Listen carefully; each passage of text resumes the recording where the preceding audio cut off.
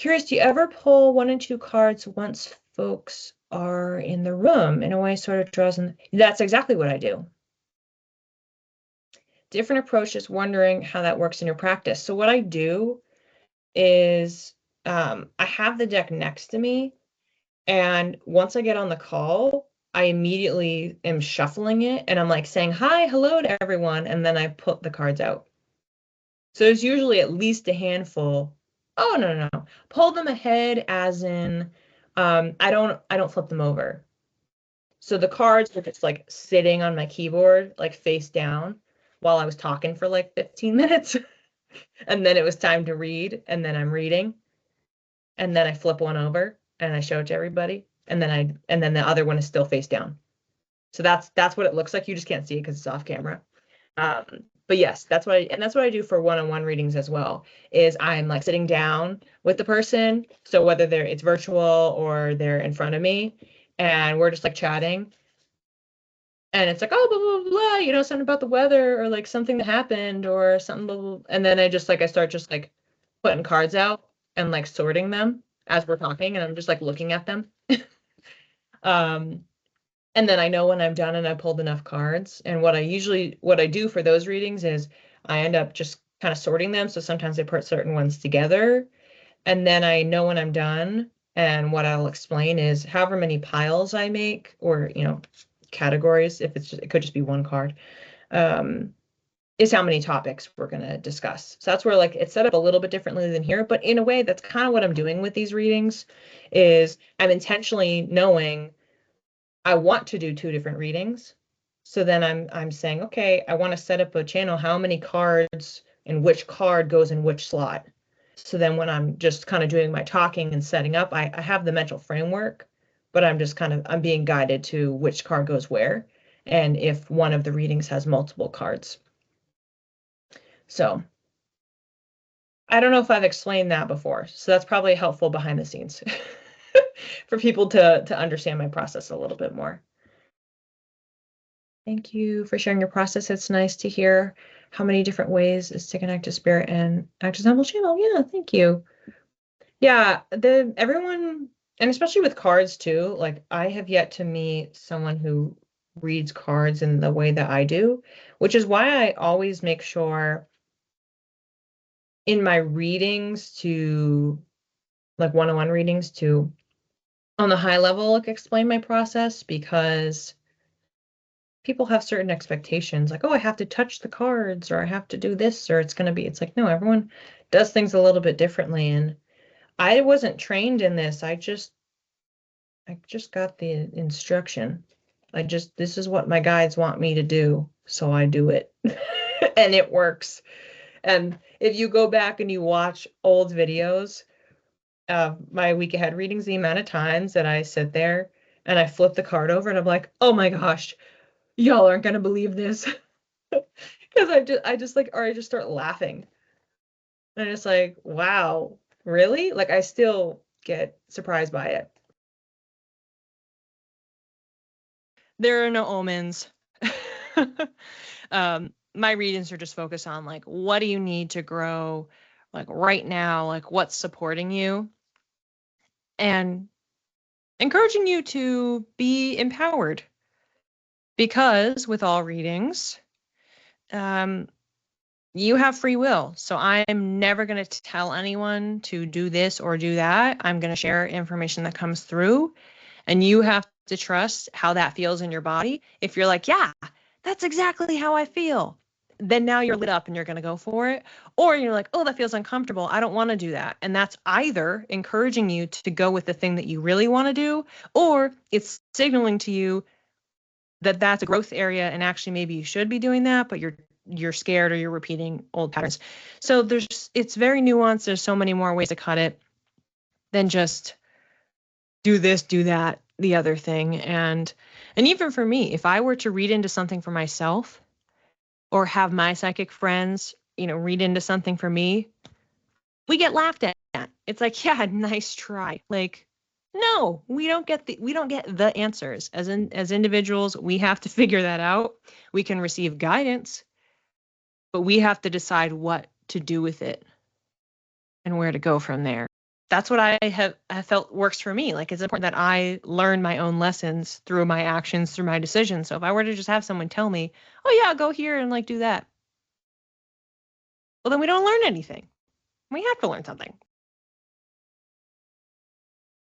I have a free workshop in the store on my website, and I think it was February. I did a live workshop with one of my friends who um, is a quantum hypnotist. So we were just chatting about, oh, let's do a workshop together. So we ended up facilitating a live workshop, and some Insight Timer students attended that. So I have the recording for free for download on my website. And we talk about what are oracle cards, what are tarot cards, what's the history of each of them, and then also give you some tips on how we both use them in our day-to-day lives, as well as some practice questions. So if you have cards, then you can sit there and follow along with the prompts and pull them for yourself. So on the really, really high level, without like giving too much away, when you think about oracle cards, they're like the story. They're the chapters in a story. And for tarot, they are the events. They're the plot points, things that come up. So the scale of them is different. And tarot has pretty set imagery. They have suits. And oracle cards can be about anything. So this deck that I have as an example has moon imagery, has yoga, animals. You could have an oracle deck on Taylor Swift if you wanted, and anything could be written on the card. So I chose these because I wanted ones that had mantras, and I liked the imagery, and that resonated with me.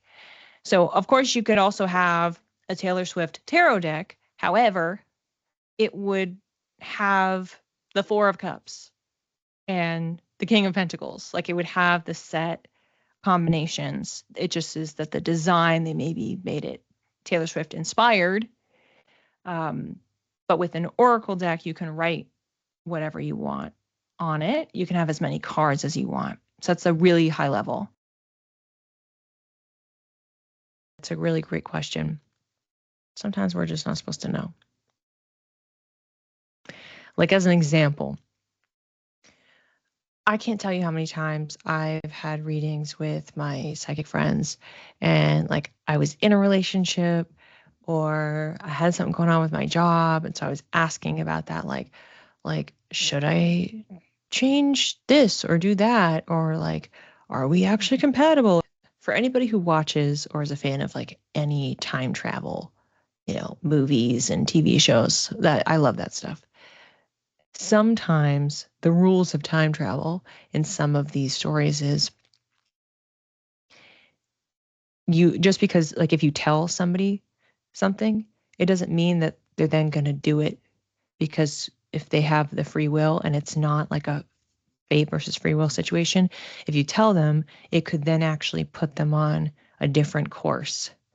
So as an example, if I'm talking about like I'm in a relationship with somebody and I'm wondering, like, is this working? Like, should I maybe break up with them? If I just got an answer from my guys, they're like, yeah, break up with them. Oh, okay. And then I just followed it. Well, maybe I needed to know more about why.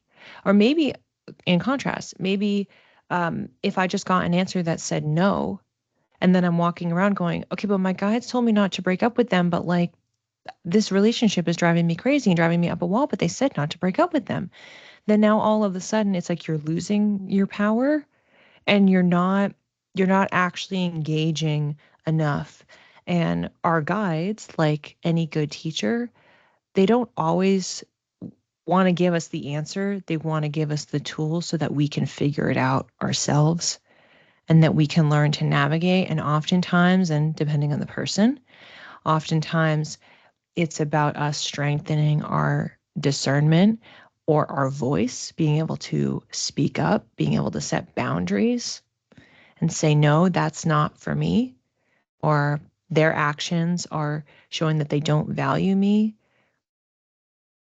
And I can't have that because I think more of myself because of X, Y, and Z. And sometimes we have to go through that experience in order to figure that out. So if we were just told yes or we were just told no, then we might choose door number 3, and that could be to do nothing.